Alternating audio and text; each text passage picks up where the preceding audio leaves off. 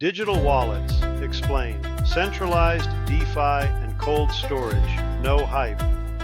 Most people think crypto wallets are confusing. They're not, can't be reversed, requires learning basic security habits. Self-custody wallets are about ownership. They're not better, they're different. What's confusing is that nobody ever explained why there are different kinds, what each one actually does, and how they fit into the digital future. This video is not about what to buy, it's not about prices, and it's not financial advice. This is a digital education video, explaining wallets the same way bank accounts used to be explained. Once you understand the structure, everything else becomes simple. Why wallets matter. To understand wallets, you have to forget how money used to work. In the old system, your bank held your money, approved transactions. Controlled access could freeze or limit accounts. You didn't really own the system. You were allowed to use it. Digital systems work differently. A wallet isn't just a place to hold assets. Digital wallets explain. Centralized, DeFi, and cold storage. No hype. Most people think crypto wallets are confusing. They're not. What's confusing is that nobody ever explained why there are different kinds, what each one actually does, and how they fit into the digital future. This video is not about what to buy, it's not about prices, and it's not financial advice. This is a digital education video, explaining wallets the same way bank accounts used to be explained. Once you understand the structure, everything else becomes simple. To understand wallets, you have to forget how money used to work. In the old system, your bank held your money, approved transactions. Controlled access could freeze or limit accounts. You didn't really own the system. You were allowed to use it. Digital systems work differently. A wallet isn't just a place to hold assets. It's a tool for access. Access to networks, applications, identity, automation.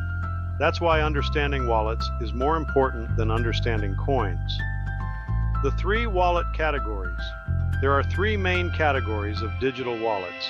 Centralized wallets, DeFi, self-custody wallets, cold storage wallets. Each exists for a reason.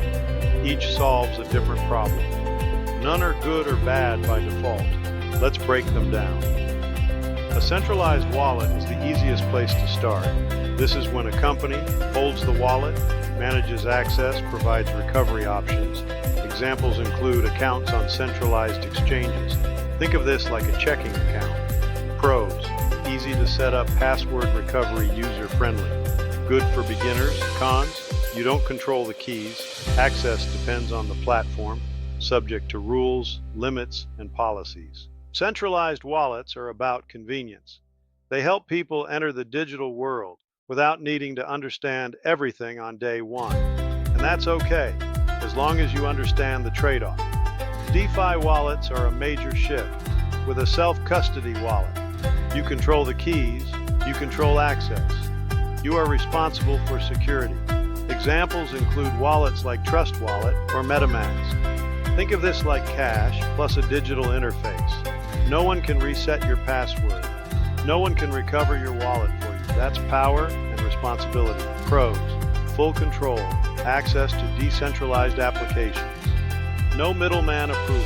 Cons: you are responsible for backups. Mistakes can't be reversed. Requires learning basic security habits. Self-custody wallets are about ownership. They're not better, they're different. And this is where many people get overwhelmed because nobody explains this transition properly. Cold storage wallets are about security. These wallets are offline isolated, not connected to apps or browsers. Think of this like a safe. You don't use it every day, you don't connect it constantly, you store things there intentionally. Pros: maximum security, reduced online risk, long-term storage. Cons: less convenient, requires planning, not designed for daily use. Cold wallets aren't about speed or access, they're about preservation. How these three work together. This is the part most people miss. These wallets are not competitors, they're layers. In the same way people once used checking for daily spending, savings for holding, investments for growth, the digital world uses centralized wallets for convenience, DeFi wallets for control, cold wallets for security. The future isn't choosing one. The future is understanding how they work together. Why this matters for the future. Here's why this matters beyond crypto. Wallets are evolving into multi-purpose digital tools. They won't just hold assets, they'll manage identity, access permissions, credentials, automation, AI-driven actions. That's why learning wallets now is like learning how email worked in the early internet. You don't need to master everything, you just need to understand the structure. In my book, Mastering XRP, AI, and the Digital Economy Before 2030, I break these concepts down step by step. There's also a set of 19 essential educational videos available to readers that walk through wallets visually and conceptually. They're not about buying anything, they're about understanding the system. If wallets feel confusing, it's not because they're complicated, it's because nobody explained them correctly. Now you know what each type is, why it exists, and how they fit together. In the next video, we'll talk about AI and prompt layering, and why understanding inputs matters more than tools.